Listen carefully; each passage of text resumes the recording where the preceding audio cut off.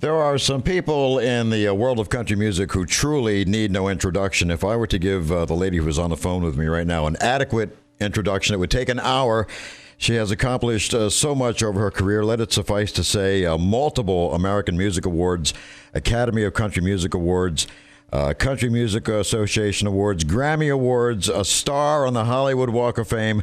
3 years ago, American Entertainment Magazine named her Best Female Entertainer. I am thrilled to have her with us. Gayle is with us. Good morning, Crystal. Good morning. Where are you at? Are you home? Good to be with you. Are you home? I am home. You are home? I am home.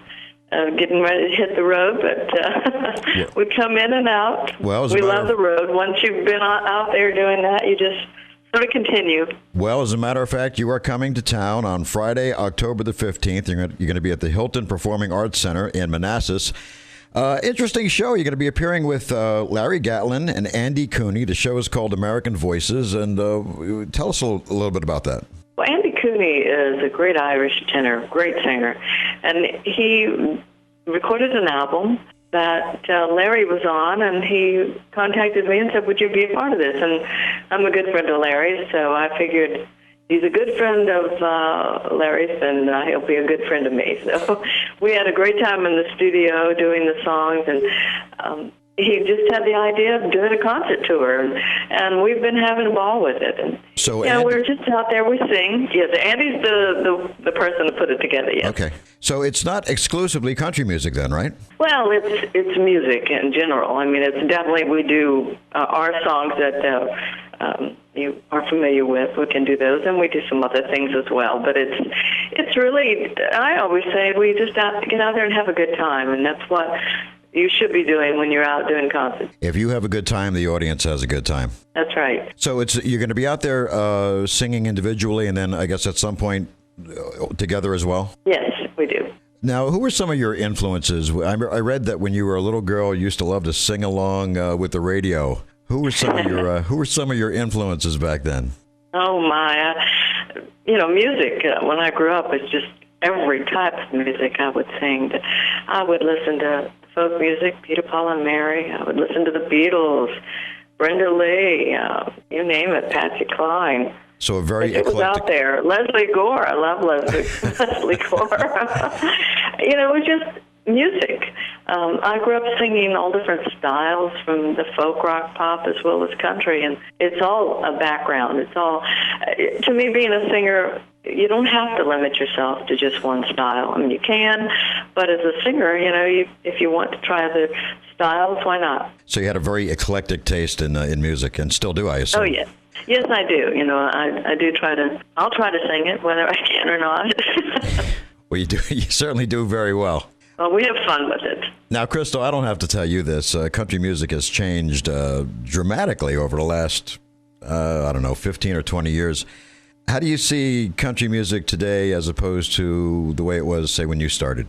Well, of course, it's a lot bigger in the sense of, the industry is a lot bigger. When you have crossover artists, and definitely when I started and had a hit with Brown Eyes, I mean, that opened doors for a lot of people. But then you continue on, and you have like a Garth Brooks, which even makes it bigger, and more people listen. So it gets, it's every type of music, it's always up and it's always down. And then now we're in an age of computers with music on this tiny little thing that I see people holding. That, I mean, I think, it's just changing so dramatically that I'm really know where it's going to go in the sense of you have all different types of radio, as we're on the internet now, and it's just so big, and there's so many formats that country music is definitely more pop music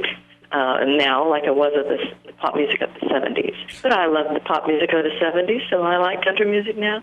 So you think more crossover artists today than years ago?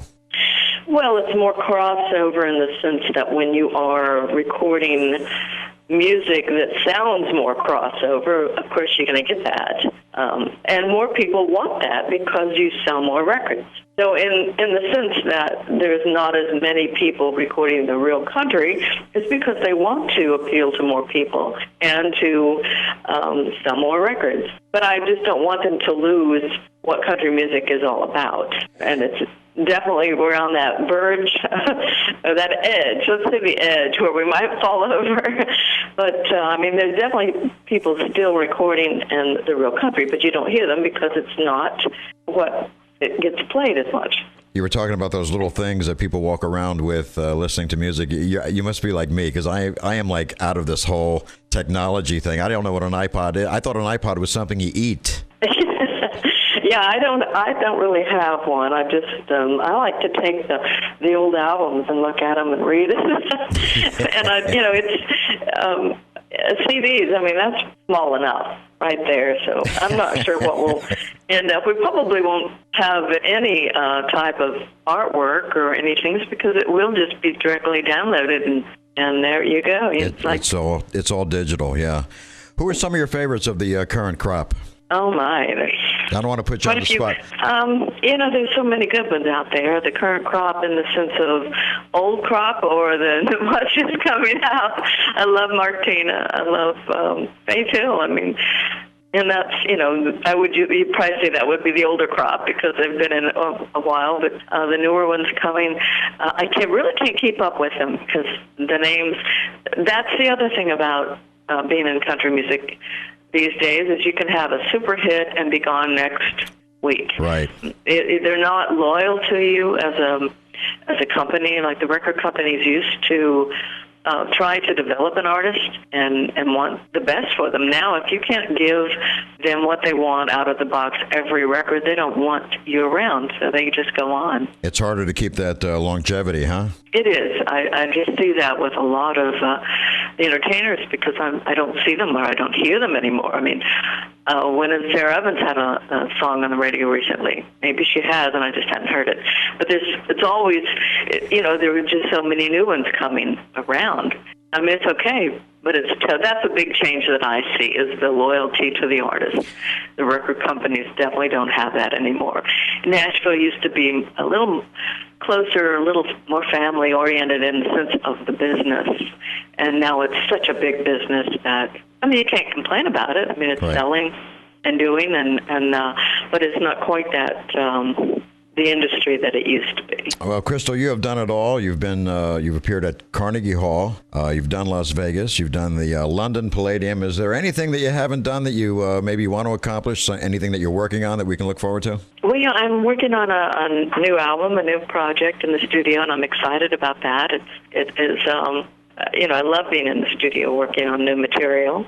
I've actually been working with my son, Chris, who is, he went to Belmont University, and he can do the board. I mean, he's good at all the Pro Tools, all those gadgets that I couldn't see, but he's also writing and doing his own songs. So hopefully we'll get some of his things out there, too. Oh, looking forward to that. Again, Crystal Gayle appearing with Larry Gatlin and Andy Cooney at the Hilton Performing Arts Center in Manassas. This is Friday, October the 15th.